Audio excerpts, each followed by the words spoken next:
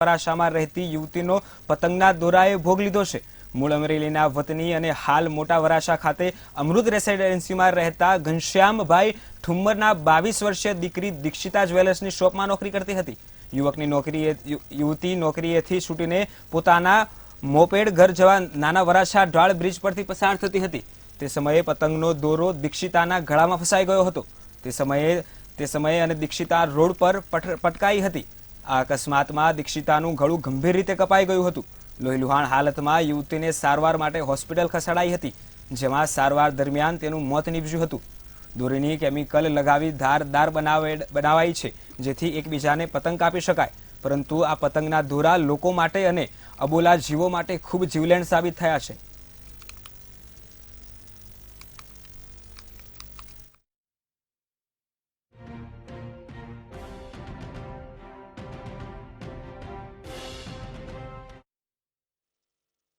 કાપોદ્રા પોસ્ટે વિસ્તારના નાના વરાછા બ્રિજ ઉપરથી એક યુવતી પોતાનું કામ પતાવી સાંજના સમયે ઘરે જઈ રહેલા હતા। તે વખતે નાના વરાછા બ્રિજ ઉતરતા તેઓ એક્ટિવા ઉપર સવાર હોય અને પતંગની દોરી તેઓના ગળાના ભાગે વીંટળાઈ જતા તેઓને ખૂબ ગંભીર ઇજાઓ થયેલ અને સારવાર અર્થે દીક્ષિતાબેન ઘનશ્યામભાઈ ઠુમ્મર નાઓને ઉંમર વર્ષ 22 જેઓને હોસ્પિટલમાં એડમિટ કરતા તેઓને ત્યાં મૃત જાહેર કરેલ છે। ચાઇનાનો દોરો છે તો નસ ઉપર દોરો આવ્યો અને ગળું કપાઈ ગયું, બરાબર। અને અહીંયા અમૃત રેસિડેન્ટમાં ઘનશ્યામભાઈ મોટા વરાછા રહે છે। લોકોને સંદેશો હું કે જે ગાડી ટુ વ્હીલર હોય એને હરિયા નાખવાના, હરિયા બાંધવાના 50 રૂપિયાનો હરિયો આવે છે, બરાબર। અને પુલ માથે ગાડી ચલાવવાની નહીં, 5-7 દિવસ પુલ માથે નહીં ચલાવવાની, નીચેથી ગાડી લેવાની। એ મારી ખાસ સૂચના છે। દીકરીઓ, બહેનો, બધા ભાઈઓ ને બધા। મકર સંક્રાંત ભલે ઉત્સાહ અને ઉમંગનો દિવસ હોય, પરંતુ પક્ષીઓ માટે તે કાળનો દિવસ છે। પતંગના દોરામાં અનેક અબોલા પક્ષીઓના પાંખો કપાઈ જાય છે અને તેઓ ગંભીર રીતે ઘાયલ થતા હોય છે। અનેક પક્ષીઓ મોતને પણ ભેટતા હોય છે। ત્યારે આવા ઘાયલ પક્ષીઓને બચાવવા માટે જૂનાગઢ 3 ડિવિઝનના કુલ 9 જેટલા કલેક્શન સેન્ટર અને 18 જેટલા સારવાર કેન્દ્રો બનાવવામાં આવ્યા છે। પક્ષીઓની સારવાર માટે જૂનાગઢના જુદા જુદા વિસ્તારોમાં પશુપાલન અને જીવદયાની ટીમો ખડેપગે રહેશે।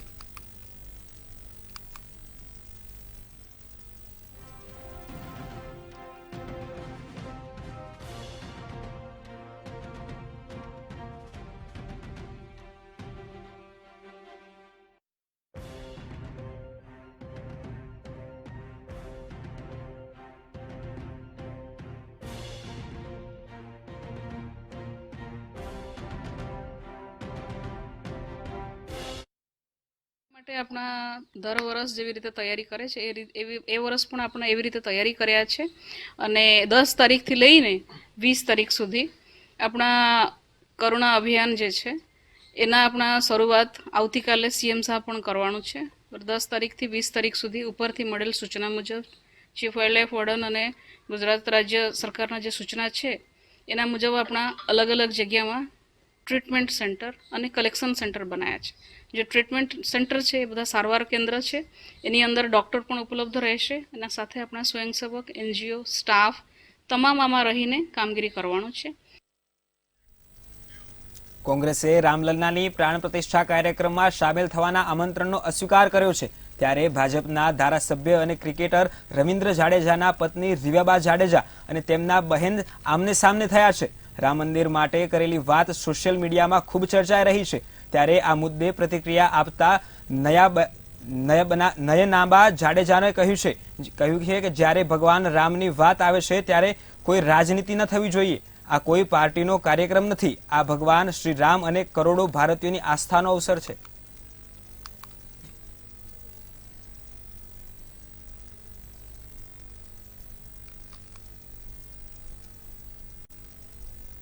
શક્ય બને કે જ્યારે મંદિર પૂરેપૂરું બની જાય શાસ્ત્રોક્ત વિધિ વિધાન સાથે, જે મહાન વિભૂતિઓ છે કે જેણે 134 વર્ષથી લડાઈ કરી છે, કોંગ્રેસને સાથે લઈને લડાઈ કરી છે, એમની હાજરીમાં કરવામાં આવે, પણ નહીં અત્યારે એમને સાઇડલાઇન કરી દેવામાં આવ્યા છે। અને રહી વાત, એમણે એવું કીધું કે ભાઈ કોંગ્રેસે આવવાનો ઇનકાર કર્યો છે, તો એનું કારણ એ છે કે મંદિર હજી પૂર્ણ નથી। અમે વિરુદ્ધમાં નથી. અમારો કોઈ પણ કોંગ્રેસી કાર્યકર્તાએ એક પણ જગ્યાએ એવું સ્ટેટમેન્ટ નથી આવ્યું કે અમે ખુશ નથી. અમે ખુશ જ છીએ, અમે ખૂબ રાજી થઈએ, કારણ કે સ્વર્ગીય રાજીવ ગાંધીજીએ પણ આમાં ઘણી મહેનત કરી હતી. અમે ખૂબ ખુશ છીએ. પણ તમે જે ધતિંગ કરો છો, પોલિટિકલ જે ઇવેન્ટ બનાવો છો, એનાથી અમને વાંધો છે કે મંદિર પૂરું થઈ જાય પછી ચોક્કસપણે તમે અમને આમંત્રણ આપજો, અમે ચોક્કસપણે હાજરી આપશું. સુરતમાં 9 વર્ષના બાળક દ્વારા અનોખી રામ ભક્તિ કરવામાં આવી રહી છે. ત્યારે અયોધ્યામાં નિર્માણ થયેલા રામ મંદિરના 22 જાન્યુઆરીએ રામલલ્લાની વિધિવત પ્રાણ પ્રતિષ્ઠા દેશના પ્રધાનમંત્રીના હસ્તે થવા જઈ રહી છે. અયોધ્યામાં રામલલ્લાની પ્રાણ પ્રતિષ્ઠા મહોત્સવ દરમિયાન સમગ્ર દેશ આ દિવસે વિશેષ પોતાના ઘરે ઉજવણીમાં જોડાય છે. આ પ્રકારનું આહવાન સુરતના એક 9 વર્ષના બાળકે કર્યું છે. 9 વર્ષનો બાળક ગળાડૂબ ભગવાન રામની ધૂન વાંસળી પર સંભળાવી આ દિવસને દિવાળીની જેમ ઉજવવા લોકોને હાંકલ કરી છે. હું ઘરે ઘરે જઈને ચપટી ચોખા આપવાના, પછી હું રામજીનો બધાને મેસેજ આપું છું કે તમારે ઘરે 5 દીવડા પ્રગટાવવાના, લીલું તોરણ બાંધવાનું, નાની એવી રંગોળી કરવાની ને વેણું સંભળાવું છું. આ શરૂ એમ સમજો તો જ્યારે રામ મંદિર બનતું હતું ત્યારે એ નિધિ એકત્રીકરણમાં જતા, પછી અત્યારે રામ મંદિર બની ગયું છે તો એનું આમંત્રણ દેવાય ઘરે ઘરે જાય છે, વંશી વગાડીને લોકોને ઉત્સાહિત કરે છે. પછી જે અમારું રાષ્ટ્રીય સ્વયંસેવક સંઘમાંથી જે સંસ્કાર આપે છે ને જે આ ઉત્સવો આવે છે એ બધા ઉત્સવમાં રાજકોટના પૂર્વ વિસ્તારના મામલતદાર દ્વારા અમૂલ ઇન્ડસ્ટ્રીઝ સીલ કરવામાં આવી છે. અમૂલ ઇન્ડસ્ટ્રીઝના કર્મચારી દ્વારા લેબર કોર્ટમાં કરવામાં આવેલ કેસના આધારે કોર્ટ દ્વારા હુકમ કરતા સીલ કરવામાં આવ્યું હતું. અમૂલ ઇન્ડસ્ટ્રીઝના 500થી વધુ કર્મચારીઓને 14 માસના પગાર ન ચૂકવાતા કોર્ટ દ્વારા હુકમ કરવામાં આવ્યો છે. કર્મચારીઓને પીએફ અને મેડિકલના નાણાં પણ કંપની દ્વારા ભરવામાં આવ્યા નથી. અમૂલ ઇન્ડસ્ટ્રીઝના માલિકો દ્વારા કર્મચારીને પગાર ચૂકવવામાં નહીં આવે તો મિલકત હરાજી કરીને પગાર ચૂકવવામાં આવશે. ત્યારે આગામી સમયમાં મિલકત હરાજી કરવામાં આવે તેવી સંભાવના છે.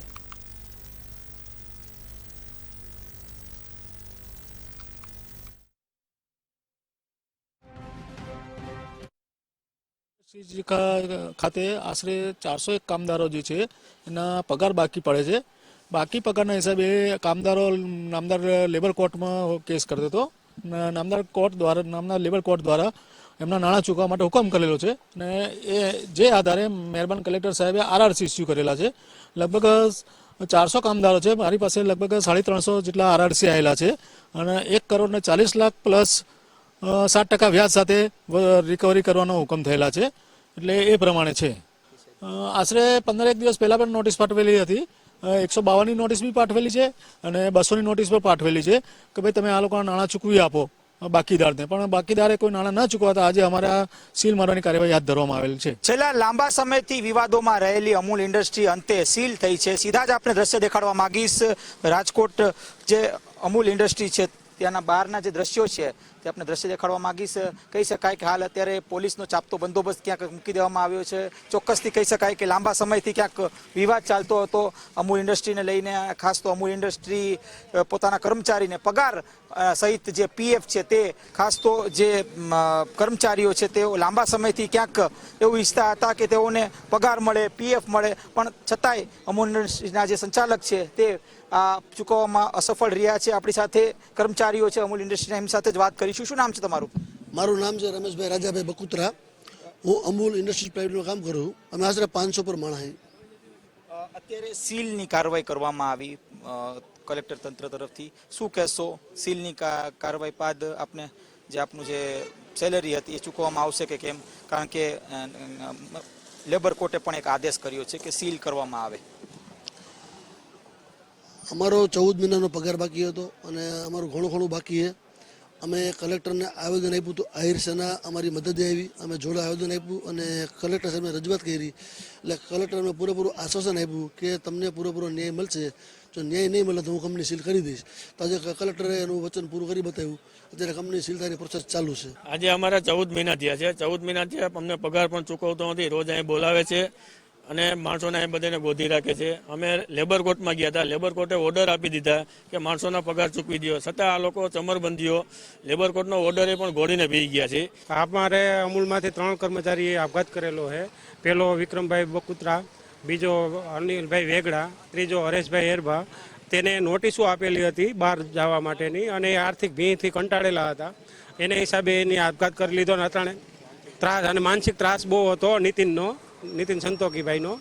ચોક્કસથી કહી શકાય કે જે અમૂલ ઇન્ડસ્ટ્રીના જે સંચાલક છે તે ક્યાંક માનસિક ટોર્ચર કરતા હતા કર્મચારીઓને અને તેના જ કારણે ક્યાંક લાંબા સમયથી એટલે કે 14 મહિનાથી તેઓને પગાર નહોતું મળ્યો. એટલે કે અંદાજિત 500થી વધુ જે કર્મચારીઓ જે અહીં નોકરી કરતા હતા તેઓને 14 મહિનાથી વધુ સમય થઈ ગયો, તેમ છતાંય ક્યાંક પગાર નહોતો મળતો અને તેના જ કારણે આ જે કર્મચારીઓ છે તે લેબર કોર્ટે પહોંચ્યા હતા અને ત્યારબાદ હાલ લેબર કોર્ટ તરફથી એક સૂચના કલેક્ટર તંત્રને મળી છે કે આ જે કંપની છે તેને સીલ મારવામાં આવે. હાલ તે કાર્યવાહી છે તે ક્યાંક શરૂ કરી દેવામાં આવી છે. ચોક્કસથી આગામી સમયમાં હરાજી પણ થઈ શકે છે. મહત્વની બાબત એ છે કે છેલ્લા લાંબા સમયથી પગાર ન મળતા આર્થિક ભીંસમાં ક્યાંક જે કર્મચારીઓ છે તે સંપડાયા હતા અને ક્યાંક તેઓએ ધરણા પણ કર્યા હતા, પણ છતાંય સંચાલકો તરફથી કોઈ પણ પ્રકારની કાર્યવાહી ન થતા અંતે ક્યાંક આ જે અમૂલ ઇન્ડસ્ટ્રી છે તેને સીલ કરવામાં આવી છે. કેમેરા પર્સન લલિત વ્યાસ સાથે ધ્રુવ કુંડેલ, રાજકોટ. સુરતથી બ્રેકિંગ ન્યૂઝ સામે આવી રહ્યા છે. સુરતીઓ શિયાળામાં નીરો પીતા પહેલા ચેતી જજો. જે પ્રકારે સમાચાર સામે આવી રહ્યા છે, શિયાળામાં નીરો પીતા પહેલા લોકોને સાવચેતી રાખવા માટે કહેવામાં આવ્યું છે. ફૂડ વિભાગે લીધેલા 21 નમૂનામાંથી 16 નમૂના ફેલ ગયા છે. નીરોના અલગ અલગ જગ્યાએથી લેવાયા હતા નમૂના. આ નમૂનાઓમાં સેમ્પલ ફેલ ગયા છે.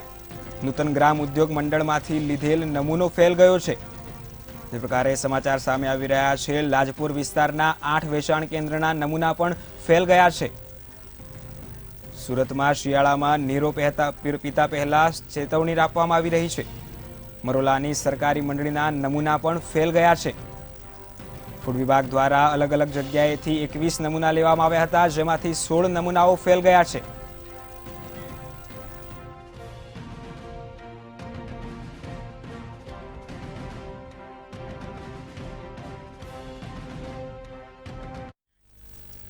જૂનાગઢથી મહત્વના સમાચાર આવી રહ્યા છે. ભગવા સેનાના રાષ્ટ્રીય અધ્યક્ષ જૂનાગઢની મુલાકાતે પહોંચ્યા છે. ભગવા સેનાના રાષ્ટ્રીય અધ્યક્ષ જૂનાગઢની મુલાકાતે પહોંચ્યા છે.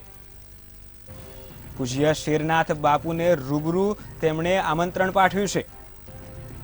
તેમણે ગુજરાતથી આવનારા સંતો માટે વિવિધ પ્રકારની જોગવાઈ કરવાનું કહ્યું છે. રાષ્ટ્રીય અધ્યક્ષ કમલ રાવલે આ સમગ્ર માહિતી આપી છે. રાષ્ટ્રીય અધ્યક્ષ કમલ રાવલ જૂનાગઢ ખાતે હાજર રહ્યા હતા. અયોધ્યામાં સાધુઓ માટે વિવિધ પ્રકારના ટેન્ટ સિટી બનાવવામાં આવી રહ્યા છે. તમામ સંતો માટે બેડ અને શુદ્ધ જમવાની વ્યવસ્થા પણ કરવામાં આવી રહી છે.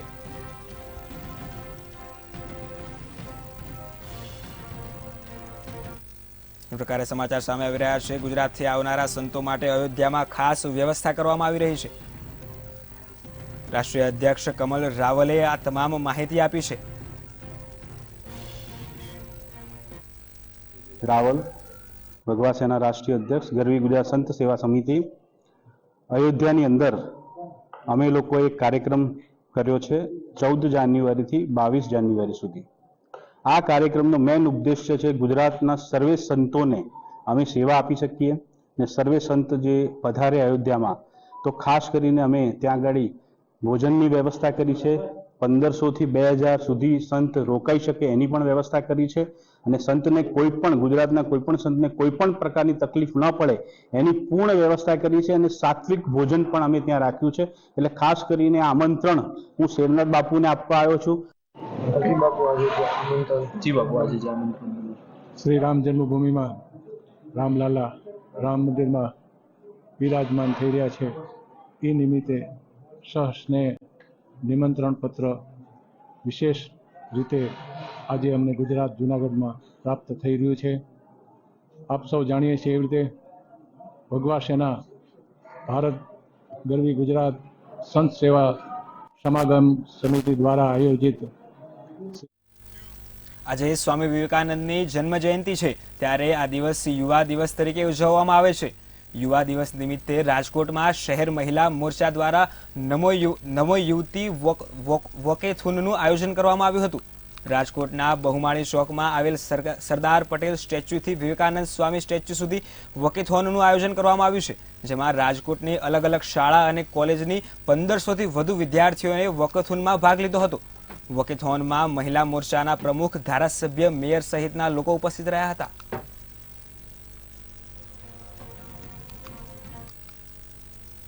જનતા પાર્ટી રાજકોટ મહાનગર મહિલા મોરચા દ્વારા આજે સ્વામી વિવેકાનંદની જન્મ જયંતિ છે, ત્યારે આજે યુવા દિવસ છે અંતર્ગત આજે યુવા દીકરીઓ સાથે એક વોકેથોનનું આયોજન કરવામાં આવ્યું છે.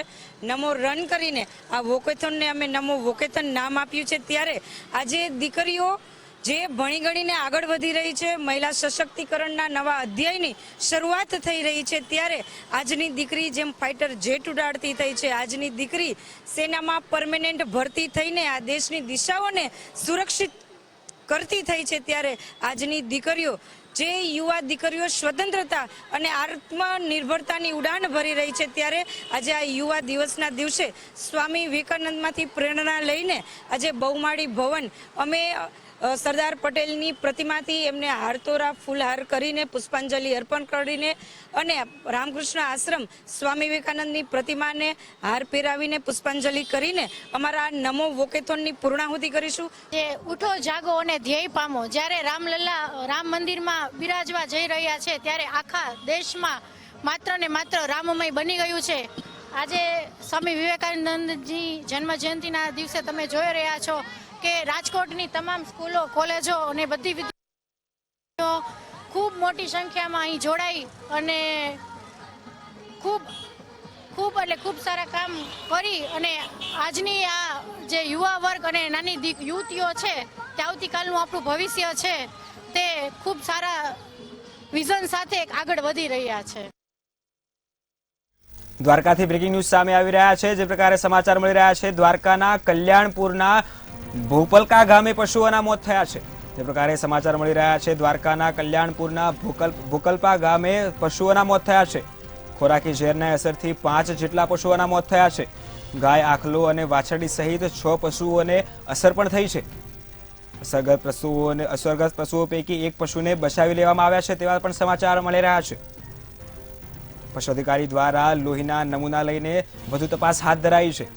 જે પ્રકારે સમાચાર મળી રહ્યા છે, દ્વારકાના કલ્યાણપુરના ભોપલકા ગામે પશુઓના મોત થયા છે.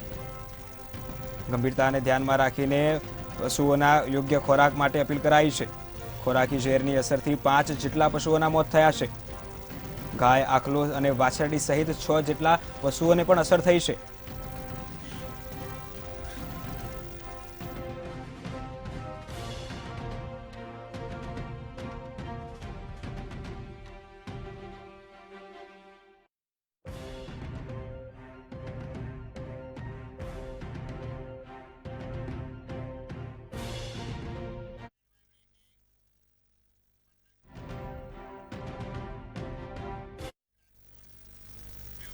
રાજકોટથી બ્રેકિંગ ન્યૂઝ સામે આવી રહ્યા છે. રાજકોટમાં પતંગની દોરીથી ઈજાનો પ્રથમ બનાવ સામે આવ્યો છે. જે પ્રકારે સમાચાર સામે આવ્યા છે, રાજકોટમાં પતંગની દોરીથી ઈજાનો પ્રથમ બનાવ સામે આવ્યો છે. 40 વર્ષીય યુવક શોકિતભાઈને ગળામાં દોરીથી ઈજા થઈ છે. કોઠારિયા વિસ્તારમાં ગળાના ભાગે દોરી ભરાતા યુવકને ઈજા થઈ છે. દોરીથી ગળામાં ઊંડા ઘા પડતા યુવક લોહી લુહાણ થઈ ગયો હતો. તો 108 મારફતે યુવકને તાત્કાલિક હોસ્પિટલ ખાતે ખસેડવામાં આવ્યો હતો. રાજકોટમાં પતંગના દોરાથી ઈજાનો પ્રથમ બનાવ સામે આવ્યો છે. 40 વર્ષીય શોકતભાઈને ગળાના ભાગમાં પતંગની દોરીથી ઈજાઓ પહોંચી છે. યુવકની ઈજાઓ પહોંચતા તાત્કાલિક 108 દ્વારા તેને સારવાર અર્થે ખસેડવામાં આવ્યો છે.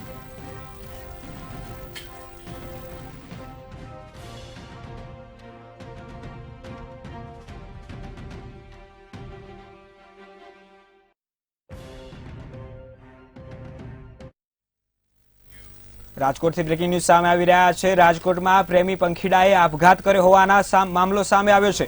રાજકોટના વડાલી ગામે પ્રેમી યુગલે કર્યો છે આપઘાત. જે પ્રકારે સમાચાર સામે આવી રહ્યા છે, આઈજીડીએમ પોલીસ સ્ટેશન વિસ્તારમાં આ ઘટના બની છે. પ્રેમી પંખીડાઓએ આપઘાત કર્યો છે. ત્રાંબા વડાલી ગામે પ્રેમી પંખીડાઓનો સજોડે આપઘાત કર્યાની ઘટના સામે આવી છે. પ્રેમી યુવકનું નામ ગોપાલ મેર હોવાનું પણ સામે આવ્યું છે, જ્યારે યુવતી સગીર હોવાનું પોલીસ તપાસમાં ખુલ્યું છે. તો બંને પ્રેમી પંખીડાઓએ આપઘાત કરતા ચકચાર મચી છે. આપઘાત કરનાર પ્રેમી પંખીડા એક જ જ્ઞાતિના હોવાનું પણ સામે આવ્યું છે.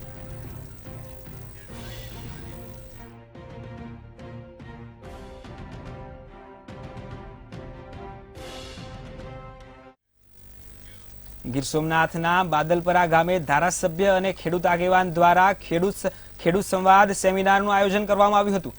ગીર સોમનાથ જિલ્લામાં નાળિયેરીના પાકનું ખૂબ જ ઉત્પાદન છે.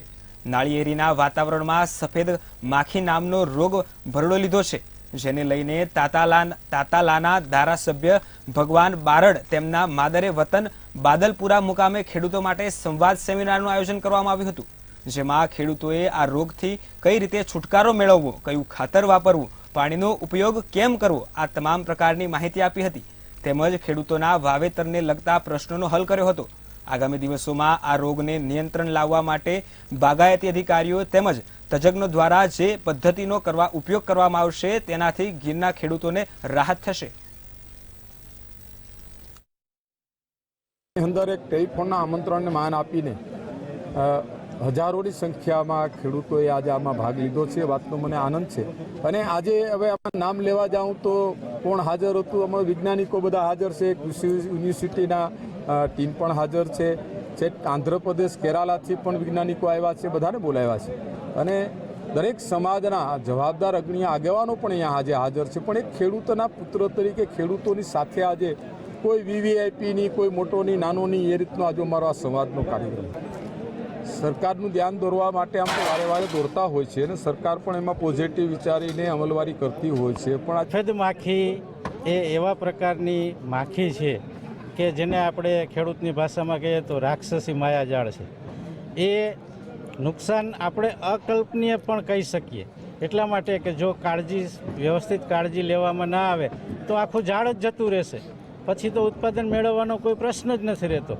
એટલે ઉત્પાદનની દ્રષ્ટિએ, નુકસાનીની દ્રષ્ટિએ નુકસાની 5%થી માંડી અને 90% સુધી પણ જો ઝાડ જતું રહે તો 100% સુધી પણ છે. એટલે તમારી જાગૃતિ કેવી છે એના ઉપર ડિપેન્ડન્ટ છે. જો તમે જાગૃત હો, થઈ શકે કે નહીં. નિયંત્રણ કોઈ વસ્તુ અનિયંત્રિત છે એવું છે જ નહીં, પણ એના માટે સતત પ્રયત્નશીલ રહેવું પડે. નારિયેળીની અંદર જે સફેદ માખીનો ઉપદ્રવ આવ્યો છે, આ વિસ્તારની અંદર મોટા ભાગની નારિયેળીનું વાવેતર હોય અને માખીના હિસાબે જે ક્રોપ આવવો જોઈએ નારિયેળનો એ આવતો નથી અને 50થી 60% જેવો લોસ આજે ખેડૂત ભોગવતો રહેલો છે.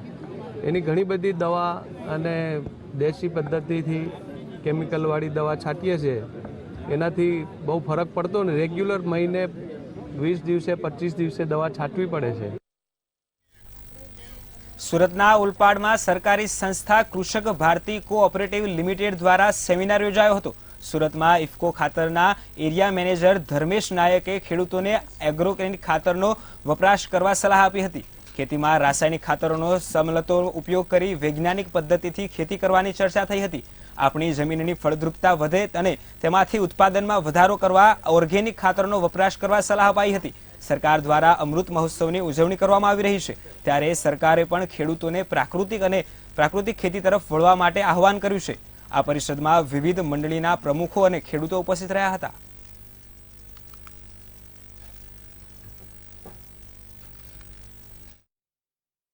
સાથે સાથે રૂપકોના એરિયા મેનેજર શ્રી ધર્મેશભાઈ નાયક અને એમની ટીમે આવનારા દિવસોમાં ખાતર પર મળતી સબસિડી, પાકની ફેરબદલી, પાક સંરક્ષણ અંગેના પગલાં લેવા, આ ઘણા બધી બાબતો પર એમણે પ્રકાશ પાડ્યો છે. અને સાથે સાથે સરકારનો જે અમૃત મહોત્સવ કાર્યક્રમ ચાલી રહ્યો છે, એ કાર્યક્રમની અંદર પ્રાકૃતિક ખેતી તરફ પણ વળવા માટે લોકોને આહ્વાન કરવામાં આવ્યું છે. ખાસ કરીને જે રાસાયણિક ખાતરનો વપરાશ છે તેને સાયન્ટિફિક ઢબે કરવામાં આવે, જેનાથી આપણી જમીનની ફળદ્રુપતા વધે અને તેનાથી ઉત્પાદન વધે. અને સરકારનો જે હેતુ છે કે આવક બમણી થાય, તો એ આવક બમણી કરવાનો મુખ્ય રસ્તો રાસાયણિક ખાતરનો સમતોલ ઉપયોગ કરવાનો છે. સાથે સાથે આપણે એની જોડે ઓર્ગેનિક ખાતરોનો વપરાશ કરીશું અને જૈવિક ખાતરોનો વપરાશ કરીશું, જેનાથી જમીનની ફળદ્રુપતા સારી થાય. અત્યારે જે પ્રમાણે આપણે નવા યુગમાં પ્રવેશ કરી રહ્યા છે, તો આ 3 વસ્તુઓ વાપરવાની સાથે આપણે બાયોસ્ટિમ્યુલન્ટ પર પણ ધ્યાન આપવું પડશે. સમાચારમાં હાલ બસ આટલું જ. હવે આપ નિહાળો સીધો સંવાદ અમારા સહયોગી લખમા સાથે.